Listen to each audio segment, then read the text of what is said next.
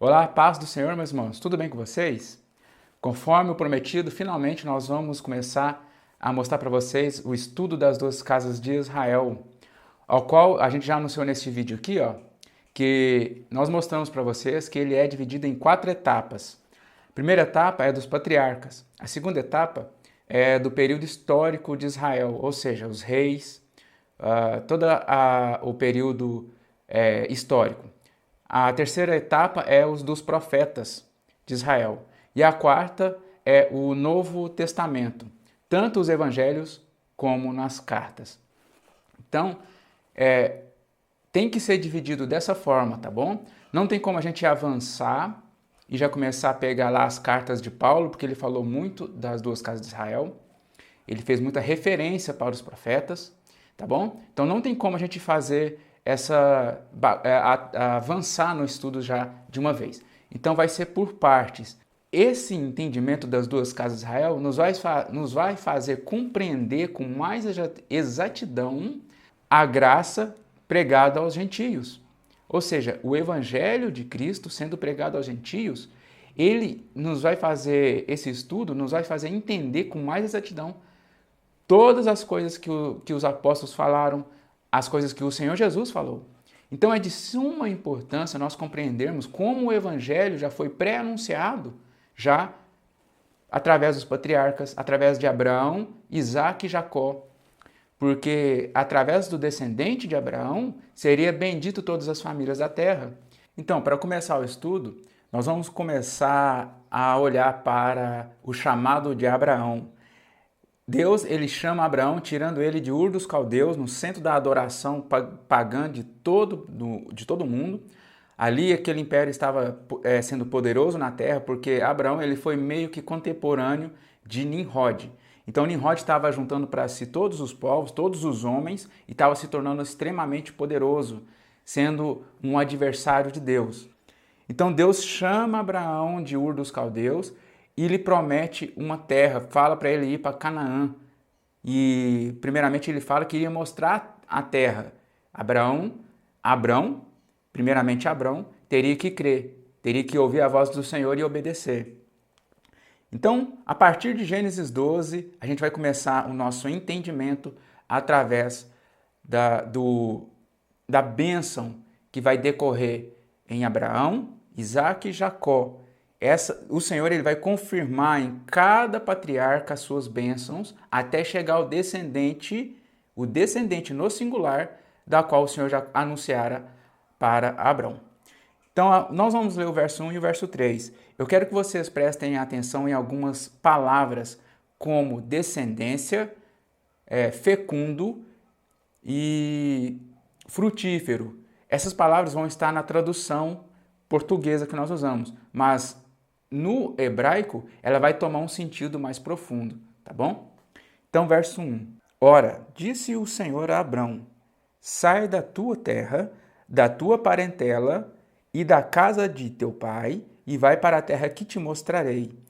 De ti farei uma grande nação e te abençoarei e te engrandecerei o nome.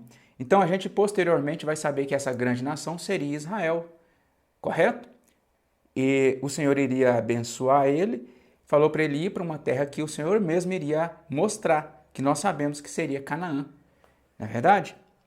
Se tu uma bênção, abençoarei os que te abençoarem e amaldiçoarei os que te amaldiçoarem.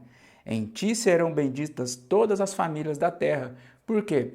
Porque o Senhor vai retirar a maldição e vai entrar com a bênção para ele abençoar as nações. Só que aqui ele não falou como vai ser esse processo, tá bom? O Senhor ainda está construindo as revelações, construindo as profecias e as promessas. O Senhor realmente está construindo promessas de pouco em pouco. Ele vai dar acréscimos e confirmar também em cada patriarca. Então essa é a primeira parte. A segunda parte que eu separei, que aí sim ele vai falar que como ele vai abençoar essas famílias da terra, esses povos, vai ser através de um descendente. De um descendente, irmãos, no singular. Esse descendente no singular haveria de se tornar multidão de povos, ou seja, haveria de se tornar pó da terra. Começa no literal, um descendente, ele não falando de muitos, mas ao mesmo tempo esse descendente seria pó da terra.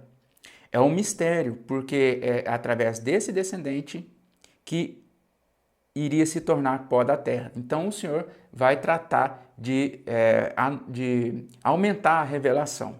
Então, capítulo 13, Gênesis 13, 14 ao 17. Disse o Senhor a Abrão, depois que Ló se separou dele: ergue os olhos e olha desde onde estás para o norte, para o sul, para o oriente e para o ocidente, porque toda esta terra que vês, eu te darei a ti, agora prestem atenção, e a tua descendência. Se nós formos olhar a palavra descendência, irmãos, é uma palavra usada para filhos, sim, mas ela no original, ela é a palavra semente, é a palavra zera, como vocês estão vendo aqui. A palavra zera, ela é usada para você pegar, ter um entendimento tanto de uma semente frutífera, de uma árvore frutífera, como também para o sêmen viril, igual está escrito aqui, o sêmen do homem é uma semente. É usada para semear a terra e usada para gerar filhos. Compreende? A palavra zera é a palavra usada para semente, tanto para semear a terra, tanto para gerar filhos. Então, o Senhor ele faz essa figura com as palavras no hebraico. Que tremendo, não é? Então, repetindo, eu te darei a ti e a tua descendência para sempre.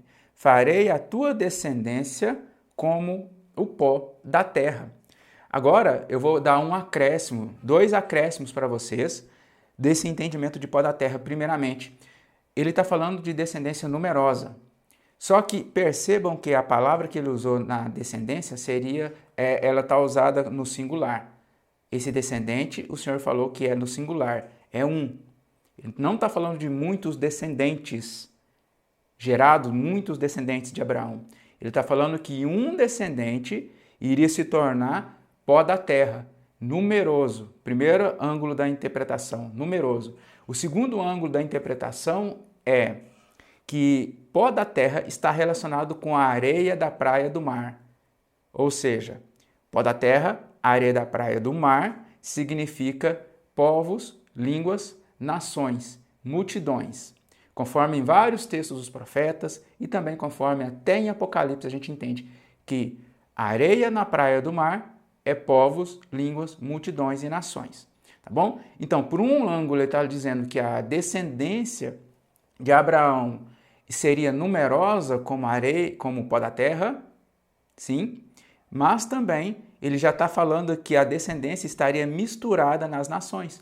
Olha que grande revelação para vocês. Aqui o Senhor já está anunciando o evangelho aos gentios, a nós que somos gentios por natureza.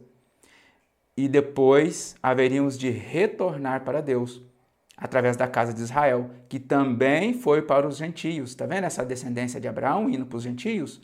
É através da rejeição da casa de Israel, do Reino do Norte. O Senhor rejeitou eles, eu estou só adiantando para vocês, rejeitou, misturou eles nas nações, perderam a linhagem sanguínea de Abraão, Isaque e Jacó e se tornaram gentios, pagãos.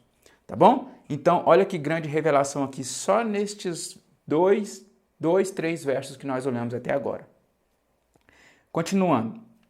De maneira que, se alguém puder contar o pó da terra, então se contará também a tua descendência. Aí ele diz: levanta-te, percorre esta terra no seu comprimento e na sua largura, porque eu te darei. A promessa de Canaã. Aí Deus vai prometer essa terra para ele e para o descendente dele. Aqui não há ainda Agar e não há também ainda, muito menos, Ismael. Entendeu? Aqui não há nem Agar. Então, Deus já estava prometendo um descendente para Abrão. Então, no capítulo 15 vai ser necessário a gente ler alguns textos. Gênesis 15 vai falar, Deus vai prometer um filho a Abrão, gerado por ele mesmo. Porque até então o Senhor falou que ele iria ter uma descendência que seria pó da terra. Sara era estéril, Sarai era estéril. E nesse contexto não existia Agar ainda. Então, vamos ler a partir do verso 1 até o 7. Depois destes acontecimentos, veio a palavra do Senhor a Abrão numa visão e disse: Não temas, Abrão, eu sou o teu escudo, e teu galardão será sobremodo grande.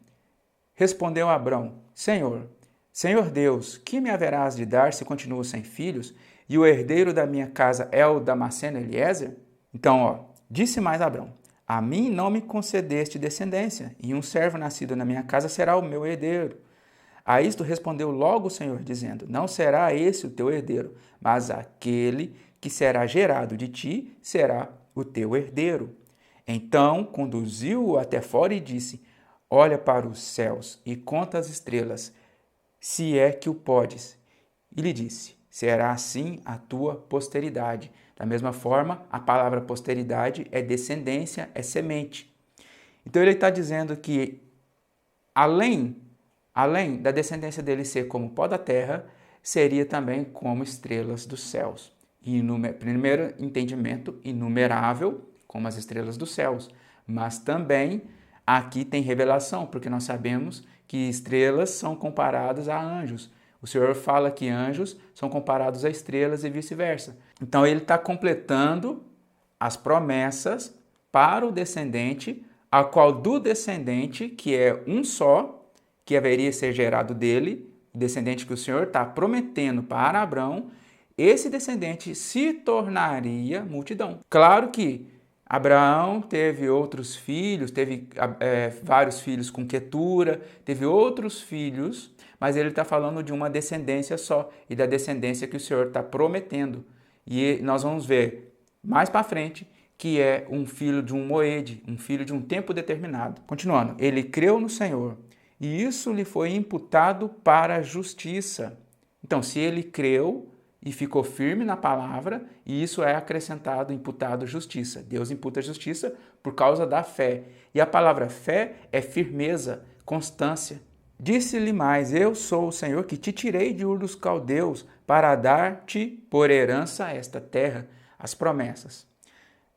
Então vocês estão ligados, né? Que Deus já está prometendo. Primeira coisa, ele falou que a descendência dele estaria no meio dos povos, por causa da palavra pó da terra, que é usada para a areia que está na praia do mar. Inumerável, mas nas nações. Aqui ele fala também da glorificação, fala que será como estrelas dos céus. Um descendente gerado dele terá vários descendentes. Olha, eu vou só adiantar essa parte para vocês, porque o descendente direto dele seria Isaque, filho da promessa. Mas Paulo fala em Gálatas que o descendente de Abraão é Cristo. E nós sabemos na revelação que é Cristo. Só que tem um detalhe, Cristo ele não teve filhos, ele não deixou descendentes, ele não gerou filhos.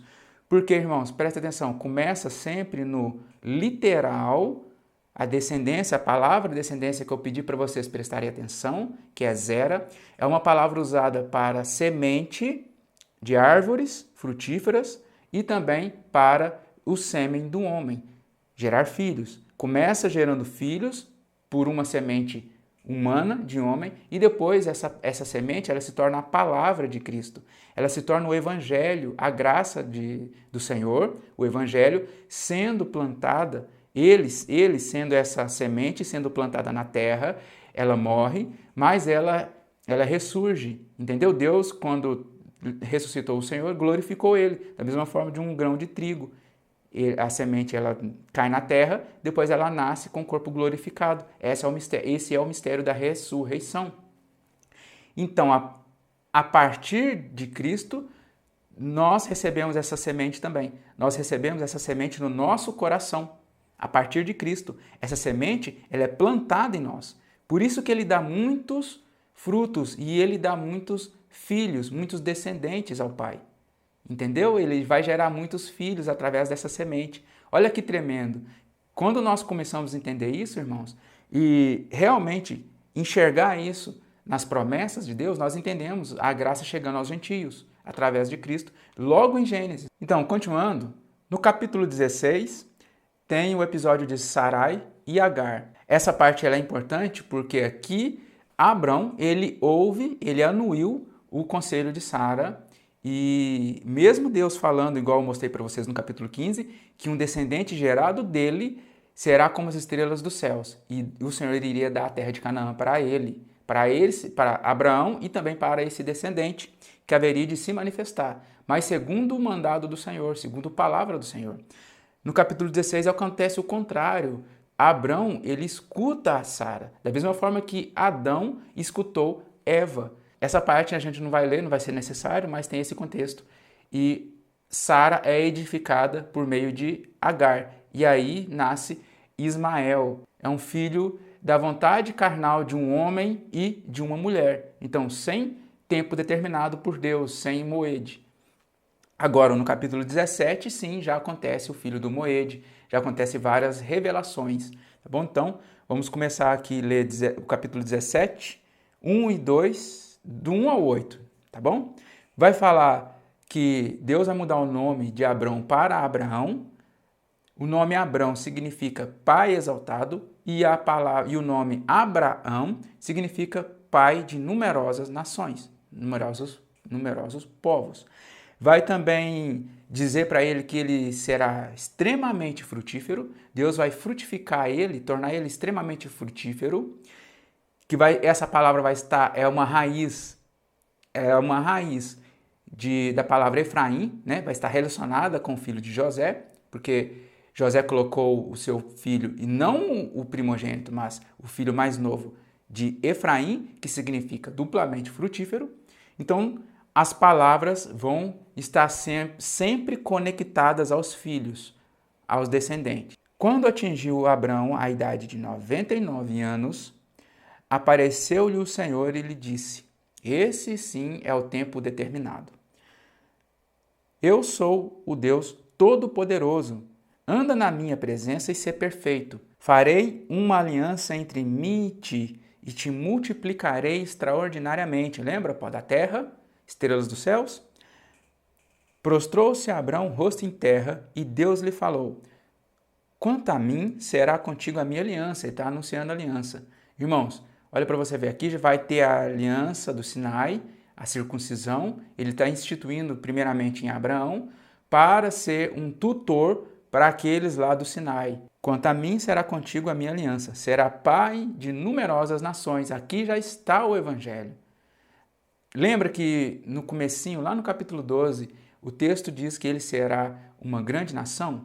Uma grande nação é Israel, é o reino de Israel. E aqui, que o próprio nome dele é Abrão, pai exaltado, nação de Israel, agora pai de numerosas nações, Avraham, que é o original, Avraham. Abrão já não será o teu nome, sim Abraão, porque por pai de numerosas nações, te constituí. Agora presta atenção na palavrinha fecundo. A palavra fecundo, ela está traduzida no português, mas ela tira um pouco da revelação, porque ela é a palavra frutífero. O Senhor vai tornar ele extremamente frutífero. Essa palavra lá com o filho de José, que é duplamente frutífero. Então o Senhor está confirmando tudo que ele haverá de manifestar tempo determinado após tempo determinado. A palavra fecundo é a palavra Pará, raiz de Efraim. Compreende? Pará é uma raiz da palavra Efraim, todas falando de frutíferos. Então, continuando. Far-te-ei fecundo extraordinariamente, de ti farei nações, e reis procederão de ti. Estabelecerei a minha aliança entre mim e ti e a tua descendência, no decurso das suas gerações. Aqui, o tempo histórico tem que ser percorrido até chegar esse descendente. Então, haverá várias descendências, no sentido de Abraão teve um descendente só. Deus contou como descendente de Abraão apenas Isaque. Não muitos descendentes, apenas Isaque. E de Isaque haveria de chegar a Cristo, e aí sim, por meio da fé, através de Cristo, as famílias da terra seriam abençoadas. Dar-te-ei a ti dar-te-ei e à tua descendência a terra das tuas peregrinações, toda a terra de Canaã em possessão perpétua, e serei o seu Deus. E dos versos 15 ao 19, ele vai mostrar uma figura com Sara também, Sarai. Da mesma forma que o Senhor mostrou uma figura com Abraão, falando que ele seria o pai de numerosas nações, numerosos povos, e reis iria proceder dele, ele também completa essa informação, essa promessa, com Sarai. Aí ele vai mudar o nome de Sarai para Sara. Sarai significa minha princesa, ou seja, princesa de Abraão. E Sara, com re no final, significa princesa, uma princesa. Ela vai ser uma figura, irmãos, da nova aliança. Sara vai ser uma figura da nova aliança e da Jerusalém de cima, a Jerusalém que é livre. Porque quando você entende toda a revelação, Paulo já deu isso mastigado para a gente entender lá em Gálatas 2, 3, 4. Gálatas 2 e 3, né? Ele vai falar que ele vai falar de Sara e vai falar de Agar. Ele vai falar que Agar, irmãos, é a Jerusalém de baixo, que é escrava com seus filhos, está em escravidão, porque Agar era escrava. E o que acontece? E ele aponta essa Jerusalém para Sinai, para o Monte Sinai. Aí, quando ele vai falar de Sara, ele vai falar que ela é a nova aliança, e vai comparar ela com a Jerusalém de cima, a qual é nossa mãe, porque Sara era livre. Quem era escrava era Agar. Compreende que tremendo essa revelação? E o Senhor vai falar que reis de povos procederão dela, da mesma forma que falou com Abraão. Aí se torna uma congregação. Igreja é congregação, no grego, eclesia. O escritor está falando aqui que nós seremos reis das nações. Por quê? Porque o Senhor mesmo prometeu que nós seremos reis e sacerdotes. Então se prostrou Abraão, rosto em terra, e se riu. Essa palavra rir aqui, ó, e se riu, deu motivo de alegria. Não foi Sara que riu primeiro, por incredulidade do anjo, pela palavra do anjo, pela promessa do Senhor. Não foi Sara primeiro que riu. Primeiramente, quem riu foi Abraão. Esse rir aqui é motivo de alegria, tá bom? E disse consigo, a um homem de 100 anos há de nascer um filho, dará à luz Sara com seus 90 anos. Então é motivo de riso, não é? Um homem de 100 anos e uma mulher de 90 anos. Disse Abraão a Deus, tomara que viva Ismael diante de ti. Deus lhe respondeu, de fato, Sara, tua mulher, te dará um filho e lhe chamarás Isaque. Estabelecerei com ele a minha aliança perpétua para a sua descendência. Agora nós vamos ver que Isaque é um filho de um Moede. O que é um Moede, irmãos? Moede significa lugar determinado, tempo determinado, reunião. Significa, é a palavra usada para período sagrado, festa estabelecida. É uma palavra usada para tanto um tempo determinado por Deus, que o seu correspondente mais próximo no grego seria a palavra kairos, e no hebraico moed, é a palavra correspondente, sinônimos. Significa também um lugar determinado, um lugar de encontro, de reunião, por isso que a tenda lá do tabernáculo chamava tenda do encontro. Ou seja, lá quando você clica no original, no aplicativo, está a palavra moed. Por quê? Porque ali Deus falou que era para habitar o nome dele. E Deus falou para a congregação se reunir ali. Então é um lugar que Deus determinou e é um tempo ao qual o Senhor determinou de tempo em tempo se fazerem reuniões, assembleias lá, tá bom? Então eu expliquei para vocês agora com todas as letras o que é isso que nós tanto falamos aqui de moed, de tempo determinado, tá bom? É basicamente isso, usado para as festas, que é um tempo para você cumprir as ordenanças de Deus, levar as primícias, os sacrifícios, entendeu? A primícia, o Pentecostes e todos aqueles ciclos. Verso 21. A minha aliança, porém, estabelecê-la-ei com Isaque, o qual Sara te dará à luz nesse mesmo tempo daqui a um ano. No original seria num tempo determinado daqui a um ano. Ou seja, nesse mesmo tempo também não está errado, tá bom? Mas, seja como for, a palavra que mais se aproximaria da tradução verdadeira seria no tempo determinado, tempo apontado, que eu te mostrarei. A revelação começa a ficar mais claro, porque o Senhor está falando desse descendente que vai vir num tempo determinado. Paulo falou que Cristo veio na plenitude dos tempos. O que Paulo quis dizer com plenitude dos tempos? Cristo veio nos tempos, na plenitude dos tempos, ou seja, no tempo determinado. Então, tá vendo? A revelação já começa a ficar mais clara para nós entendermos como o evangelho vai chegar aos gentios e que o Senhor já tem anunciado isso desde Gênesis capítulo 12 com o chamado de Abraão. Ele manifestou em Abraão a fé que ele queria, entendeu? Abraão, ele não só manifestou a fé no sentido de crer, mas ele pôs por obras, tá bom? Então, o estudo de hoje é só esse. E no próximo nós vamos falar de Isaac. O próximo patriarca será Isaac, tá bom? Não dá para fazer tudo num vídeo só. Abraão, Isaac, Jacó. A gente tem que fazer também a parte dos patriarcas por parte. Então, eu agradeço por vocês terem permanecido até esse final, até o final desse vídeo. E fiquem todos na paz do Senhor e até o próximo estudo. Shalom!